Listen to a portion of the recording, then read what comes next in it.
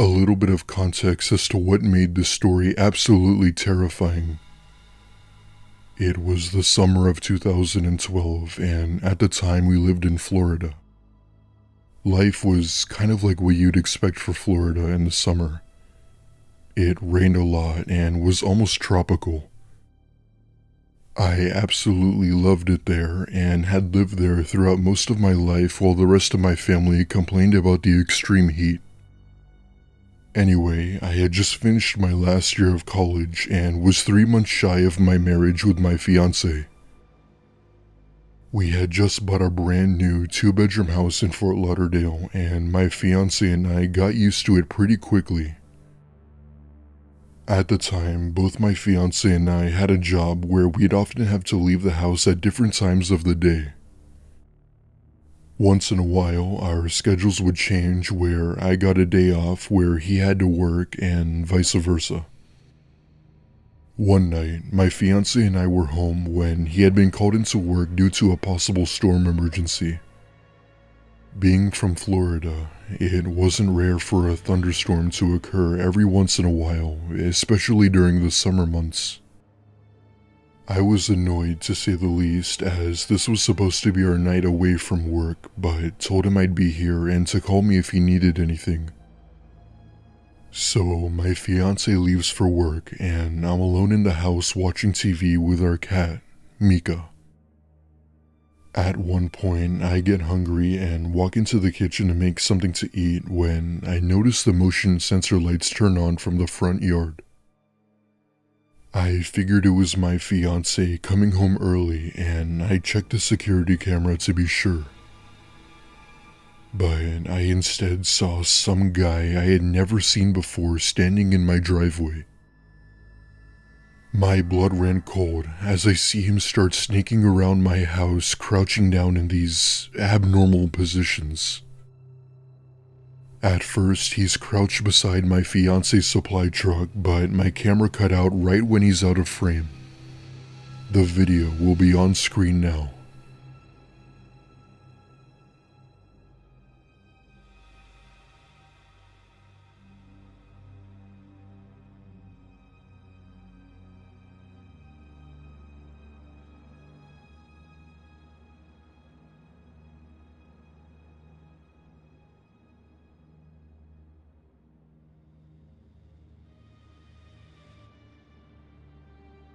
At this point, I'm too shook to even pick up the phone and call the police or even my fiancé. I just stood there in horror as this guy made his way behind my house, presumably trying to break in. I finally gathered the courage to call the police and they said they have an officer over ASAP. They finally came and did a thorough search around my house but found no sign of the man or any signs of break-in. My fiancé came home early that night and the police offered to stay with us until we were comfortable. We lived in that house for about 3 years after that before moving out of state and we never saw that man again. I'm now married to my fiancé and we both have 2 children living a happy life.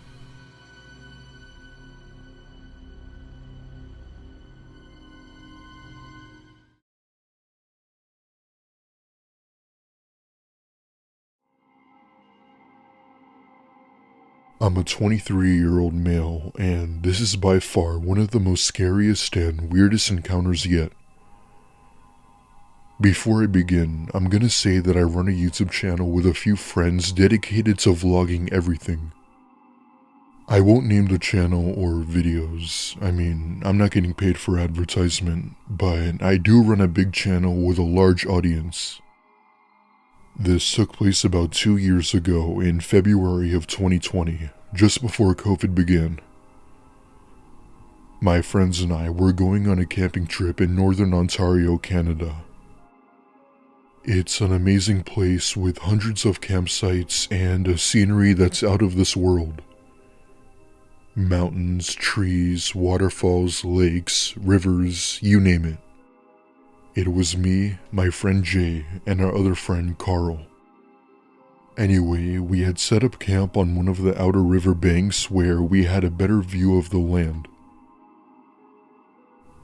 With it being almost night, I ended the vlog and told my friends that we'd continue in the morning and that we had to get the tent set up. We set up camp and 2 of my friends fall asleep almost instantly while I, on the other hand, am having trouble, but eventually get comfortable and go to sleep.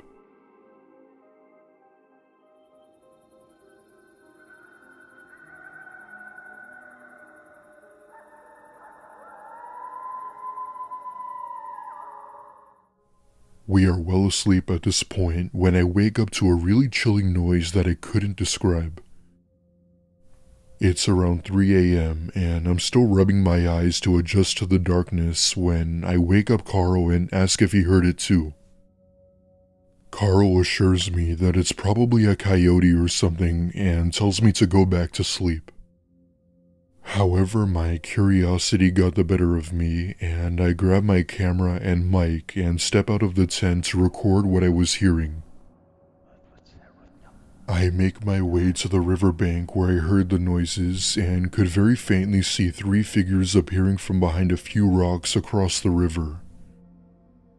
I didn't know who or what they were, but I could make them out to be the size of a person, even in the dark. Carl then comes out of the tent toward me and I put my finger over my lips telling him to be quiet. He then notices the figures and instantly has a look of shock on his face. Carl then tries mimicking the sounds to, I guess, call back. What we recorded that night is absolutely terrifying.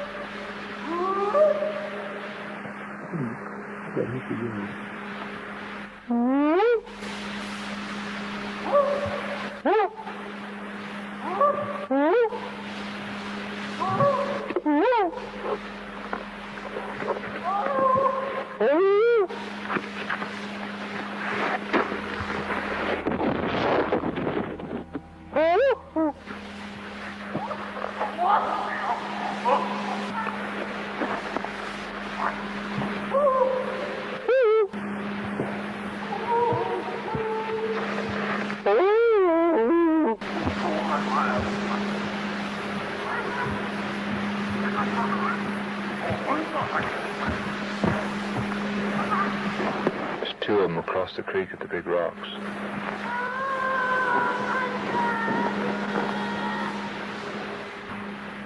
It's a hard act to follow. It sounds like he talks to us and they talk to each other. Yeah.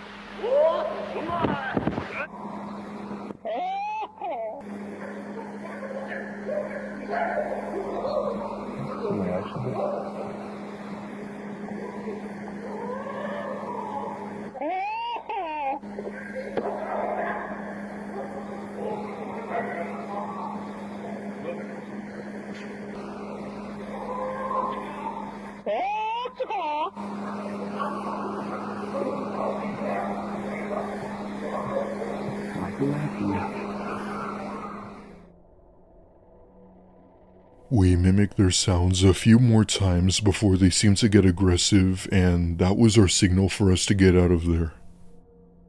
Some of the sounds they made were even human-like, as if they were communicating in their own language, which creeped us out even more. We wake up Jay and we're running through the woods trying to find the parking lot while constantly looking back. We thankfully find the parking lot and our truck and drive out of the woods. At this point, Carl and I are shook while Jay is confused and annoyed and demanded an explanation. We tell him our encounter and even let him see the footage. He immediately turns pale and starts bombarding us with questions we didn't know the answer to. Till this day, I don't know what we encountered that night. I don't know if it was people, I don't know if it was Bigfoot. What I do know is that there are some things in this world that we can't understand.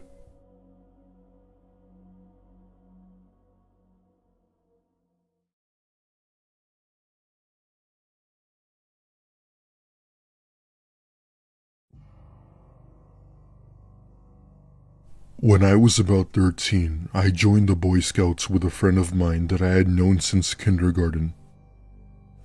I wasn't too big on the idea of scouts, but it was something that I considered as productive and something to do. I spent about a good 3 years with them and had met some pretty cool people in my troop that I'm still connected with till this day. During my final year in the Scouts, my troop had to complete a 2-day camping trip as a requirement for the Eagle rank. The purpose of this last and final trip was to use the skills we were taught and apply them in a more complex camping trip. The campsite was called Daniel Boone in North Carolina, which was a very remote location next to a few mountains.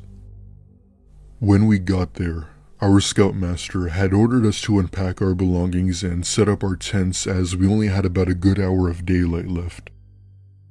My friend Anthony and I set up our tent right beside a lake a bit further away from the other scouts, but far away enough to where we could still see them. After everything got settled down, the sun had finally set, and a bunch of us started getting a campfire going so we could sit down and enjoy the warmth as it was in the 40s. Anthony had mentioned that he would be staying in the tent as he didn't feel well and that he would pass. We all sat around the fire, talking and having a good time when our scoutmaster called for lights out. I could tell that he was in a really upset mood and I didn't want to risk asking if we could have more time. I bit my lip a bit annoyed and walked back to our tent to find that Anthony wasn't in there.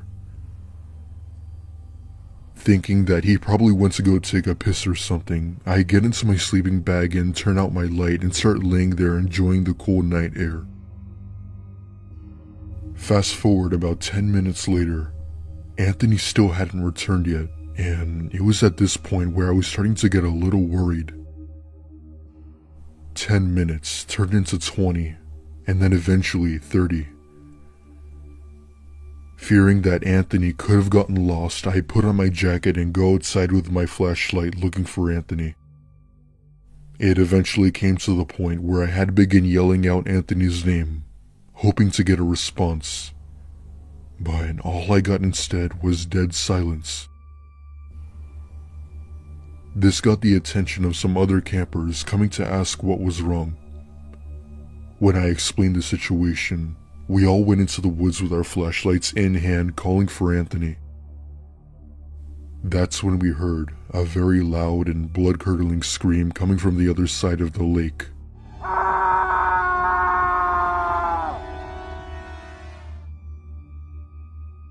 We all booked it and ran around the lake to find Anthony laying down by the shoreline on some rocks.